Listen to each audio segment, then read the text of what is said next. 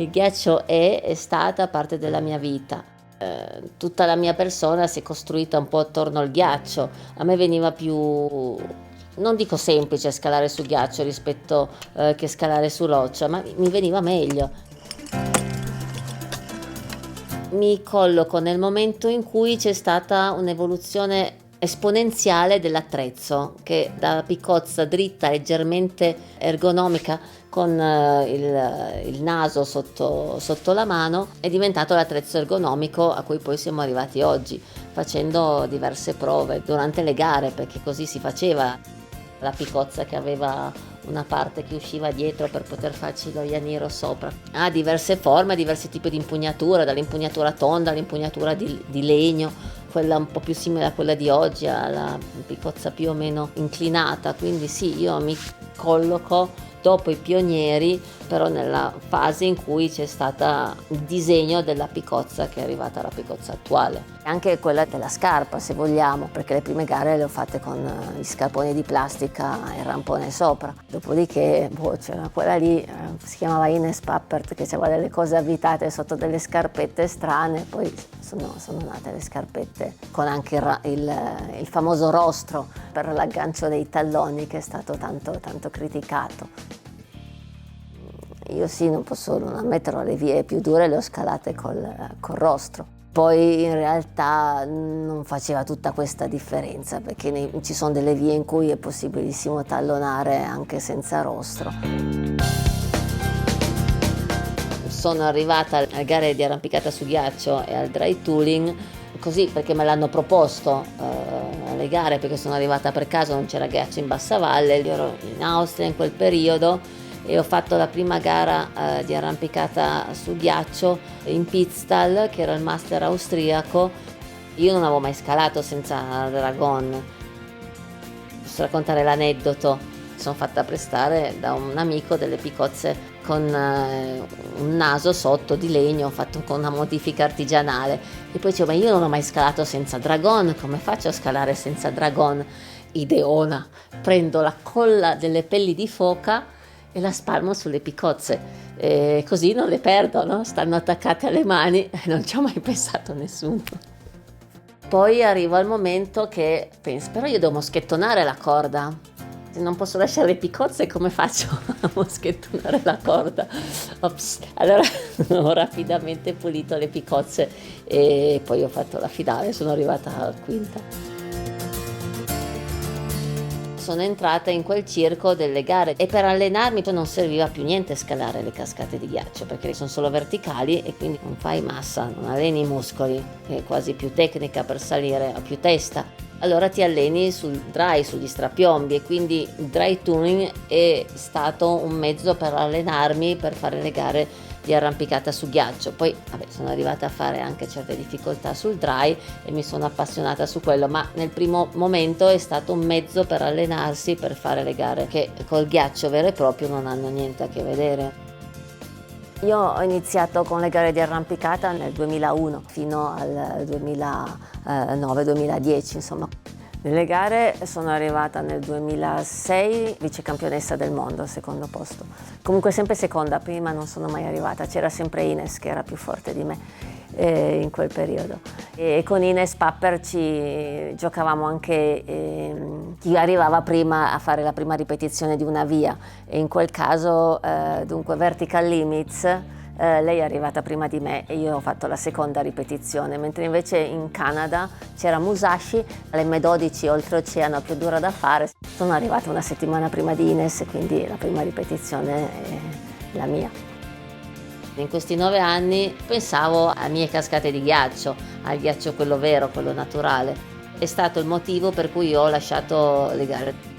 Ero in questo isolamento a Saas-Fee con fuori un cielo azzurro bellissimo che filtrava tra le fessure dei teloni, e pensavo alle cascate belle che c'erano là fuori, mentre io dovevo stare chiusa lì dentro in una stanza scura al freddo per scalare quei 8 minuti che hai a disposizione per la finale, e invece avrei potuto passare una giornata intera sul ghiaccio.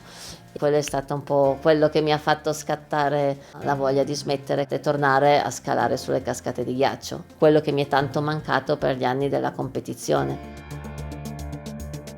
Il ghiaccio mi è sempre piaciuto perché mi ha sempre affascinato il fatto di salire su una cosa che d'estate è acqua e non si può toccare, è impalpabile, e invece d'inverno la posso scalare. Su una cascata si sente anche correre l'acqua, che è quello che la rende viva, però sentire l'acqua sotto il ghiaccio è anche una cosa che mi ha sempre fatto paura, impressione, perché dà la sensazione di scalare una cosa viva che respira. Il gesto tecnico dell'arrampicata su ghiaccio è ritenuto dai più una cosa ripetitiva, un gesto monotono, è sempre lo stesso, pen, pen. Rispetto all'arrampicata sportiva, chi non scala su ghiaccio lo disdegna, nel senso che hai pochissima varietà di movimento. In realtà in parte sì, è vero, il movimento è sempre lo stesso, è un movimento di polso in cui lanci la piccozza, però l'elemento su cui scali non è assolutamente monotono, è sempre diverso, non sarà mai uguale, e quindi tu ti devi adattare in quel momento, non al movimento, ma al movimento che si deve adattare alla struttura del ghiaccio, ed è la cosa affascinante.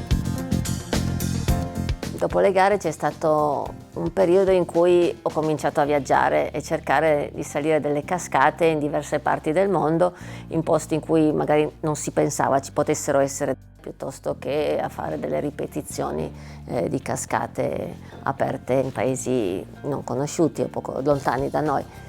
In Cile ero partita per andare in una valle vicino a Santiago e aprimo una cascata bellissima che abbiamo battezzato la Gioconda, a 4.000 metri d'altezza. Ad esempio sono stata in Corea, ho scoperto che la Corea del Sud è un posto freddissimo e tutti i coreani sono pazzi per l'arrampicata su ghiaccio e hanno un sacco di palestre artificiali dove tutti i weekend si riempiono letteralmente di persone che scalano su ghiaccio. La Turchia è un posto esotico, chi penserebbe mai di trovare del ghiaccio in Turchia? Nel nord-est della Turchia c'è stato il primo festival di arrampicata su ghiaccio nella provincia di Erzurum. E lì ho aperto una via con una mia amica spagnola, una cascata bellissima, una spada di Damocle, e i turchi pensavano fosse una cosa impossibile. Aprire o fare delle spedizioni in paesi orientali, insomma, dove la figura della donna non è la figura accettata da noi nel mondo occidentale, ha un valore aggiunto in più, perché abbiamo portato un messaggio molto forte alle donne che noi non abbiamo mai visto di questi villaggi, e agli uomini non lo so, ma sicuramente qualche bambino curioso magari avrà cominciato a pensare che esiste un altro modo di vivere, un modo di relazionarsi tra uomo e donna.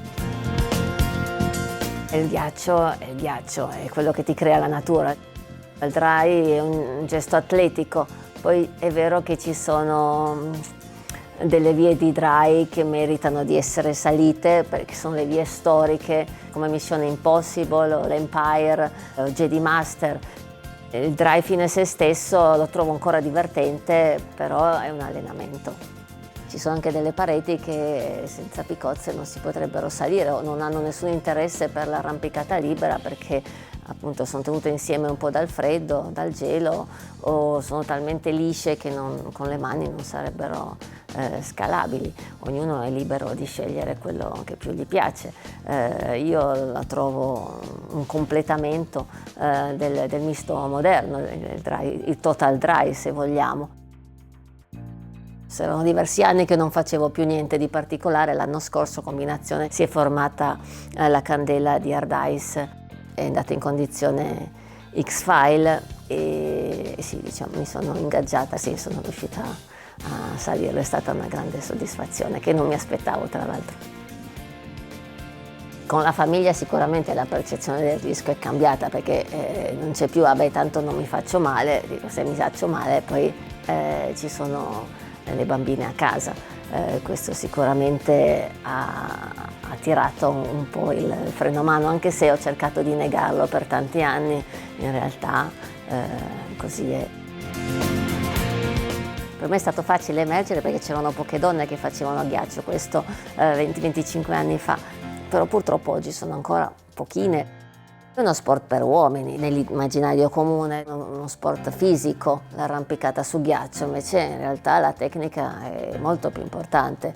Le donne sicuramente possono riuscire meglio, cercano di più il gesto tecnico piuttosto che quello fisico. L'arrampicata su ghiaccio non è solo per uomini duri e veri.